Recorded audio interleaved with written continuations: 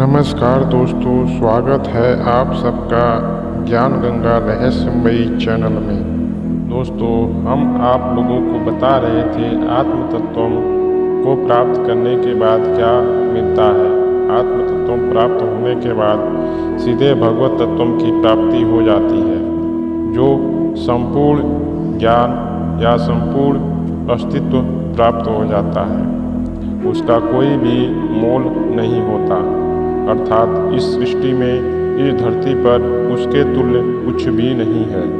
दोस्तों, गौर करने की बात है, मैं आप लोगों से बार बार यही निवेदन करता हूँ कि आप लोग चाहे तो संपूर्ण धरती पर ज्ञान के इस विधान को फैला सकते हैं। यह सब कुछ आपके लिए और आपका ही है, क्योंकि आप एक मनुष्य हैं और मनुष्य सबसे भाग्यशाली होता है।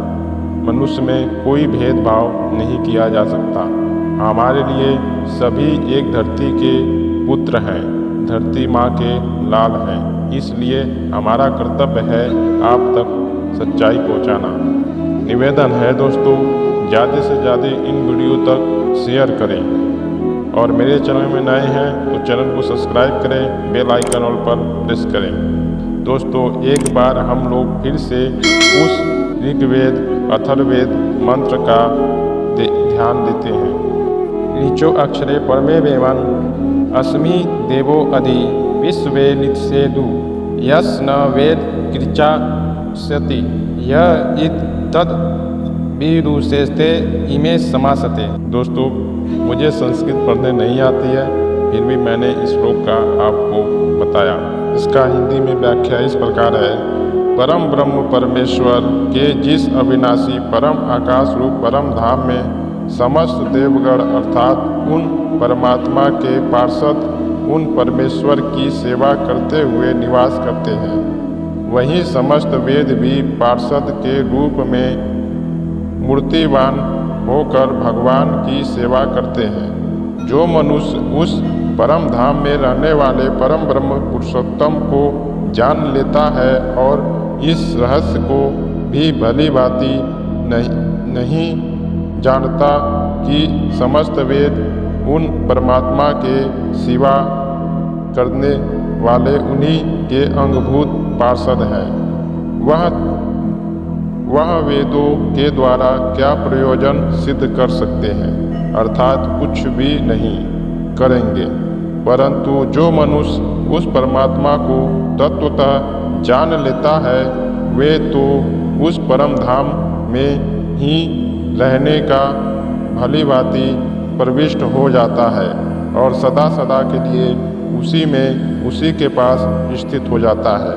दोस्तों, यह बात इसमें स्पष्ट है कि जो भगवान है, परम धाम में रहने वाला जो अविनाशी पुरुषोत्तम है, वह संपूर्ण देवता और संपूर्ण जो वेद हैं, वह मूर्तिवान भरकर परम प्रभु की सेवा में तत्पर रहते हैं। तो ब्रह्मांड में जो देवी देवता हैं, वह कौन है? तो इसका भी अर्थ यही है कि वह परम धाम में रहने वाले जो देवता हैं, उनके डुप्लीकेट ब्रह्मांड में होते हैं, जिनके द्वारा इस ब्रह्मांड के द्वारा में रहने वाले देवी देवताओं के द्वारा इस धरती का रक्षा व्यवस्था होती रहती है। परम धाम में जो परम ब्रह्म परमेश्वर के साथ देवी देवता रहते हैं, वह बहुत ही पावरफुल और अविनाशी होते हैं। यह तब आपको पता चलेगा जब आत्म तत्व को जान लेंगे और परम तत्व में अपने आप को देखने लगेंगे, तभी आपको इसके बारे में संपूर्ण जानकारी प्राप्त होगी। इस धरती पर इस वेद में यह लिखा गया है कि कोई भी ग्रंथ, कोई भी तंत्र मंत्र, कोई भी चीज़ भगवान को सिद्ध नहीं कर सकता और भगवान तक नहीं पहुंचा सकता। आज के संत महात्मा जो बन के बैठे हैं, दुख की बात यह है कि वह तो घर गृहस्थ से भी गिरे हुए हैं।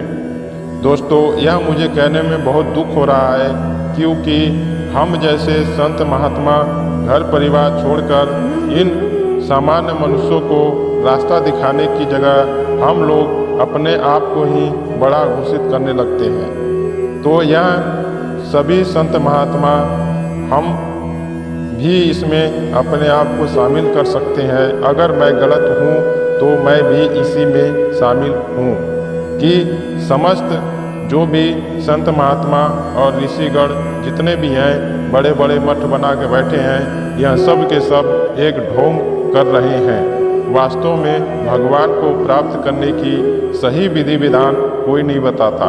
सब नाचते कूदते हैं और जनता को लुभाते हैं। इसी में जनता को खुश रखने की प्रयास करते हैं। कोई भी गुरु सही मार्ग नहीं बताता है।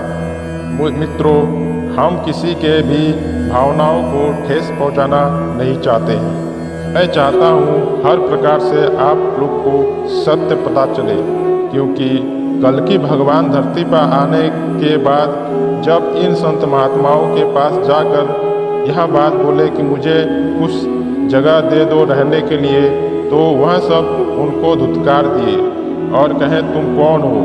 दोस्तों, इस बात को सुनकर मुझे बहुत दुख होता है।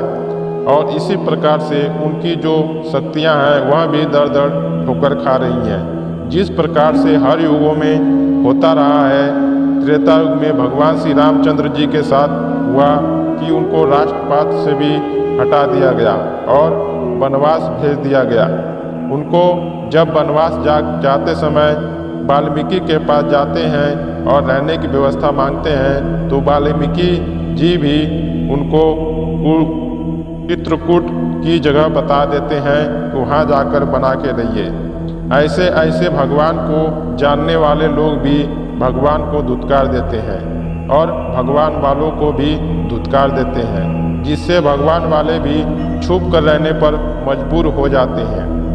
इसी प्रकार से द्वापर युग में भगवान श्री कृष्ण जी को एक बार देख लें कि पूरी धरती पर भगवान कृष्ण जी की जन्मभूमि और भगवान की जितनी भी जगह थी उनको छोड़कर भागना पड़ा और जाकर समुद्र से मांगना पड़ा और समुद्र में बनाकर एक महल रहना पड़ा। आप खुद सोचिए, ऐसे इस धरतीवासी जो संत महात्मा भगवान खोजने निकले हैं, वहीं धूर्तबाज और धोखेबाज बने हैं। चलो, घर परिवार में रहने वाले को तो कुछ नहीं पता है, फिर भी अगर भगवान उनके पास किसी भी प्रकार से पहुंच जाता है तो वह उनकी आदर सम्मान और हर प्रकार से भाव देते हैं। परंतु ऐसे संत महात्माओं को क्या बताएं जो घर परिवार तो छोड़ दिए हैं, बड़े बड़े मठ बनाकर बैठे हैं, परंतु वह लोग उनको आदर सम्मान तो क्या, उनको अपनी गद्दी तक क्या, वह सब जानते भी कि भगवान है, परंतु अपने चेला में भगवान बन रहे हैं। इस वजह से वह अपनी गद्दी भी नहीं छोड़ सकते। इस प्रकार से आज की समाज इतना दिग्भ्रमित हो चुकी है कि उनको संभालना समझाना बहुत मुश्किल है। भगवान कल्कि के द्वारा अब धरती पर जो अवघटना होने जा रही है वह बहुत दुख की बात है। आने वाला भविष्य बहुत ही दुखदायी होगी।